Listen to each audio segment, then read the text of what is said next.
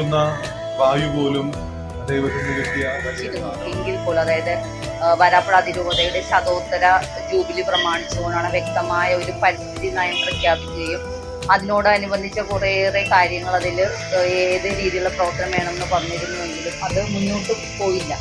ആ ഒരു കടലാസിൽ മാത്രം ഒതുങ്ങി. കഴിഞ്ഞ കോവിഡ് കാലത്താണ് നമ്മുടെ വരാപ്പുഴ അതിരൂപതയിൽ കൂടുതൽ ഊർജ്ജസ്വലതയോടെ ഈ പരിസ്ഥിതി പ്രവർത്തനവും കാർഷിക പ്രവർത്തനവും പരിസ്ഥിതി ക്ലബിന്റെ ഉദ്ഘാടനം അഭിരാപുരം സന്ദേശ നിലയത്തിൽ വെച്ച് കൊച്ചച്ചൻ സെന്റ് വിക്രം പ്രതിപ്രമുഖന്റെ നേതൃത്വത്തിൽ നടന്നു. കേന്ദ്രസമിതി അംഗങ്ങൾ സന്നിഹിതരായിരുന്നു. Assistant agriculture officer Shri Joshi Paul നയിച്ച കാർഷിക വിജ്ഞാപന ക്ലാസ് ഉണ്ടായിരുന്നു. ക്ലാസിന് ശേഷം വനംവകുപ്പിൽ നിന്നും സജ്ജമാക്കിയ വൃക്ഷത്തൈകൾ വിതരണം ചെയ്തു. 4/6/23 6:30 കുർബാനയ്ക്ക് ശേഷം പച്ചക്കറി തൈകൾ എല്ലാ കുടുംബ യൂണിറ്റിലേക്കും ഓർഡർ അനുസരിച്ച് ആദ്യമായിട്ടാണ് ഇതുപോലെയാണ്.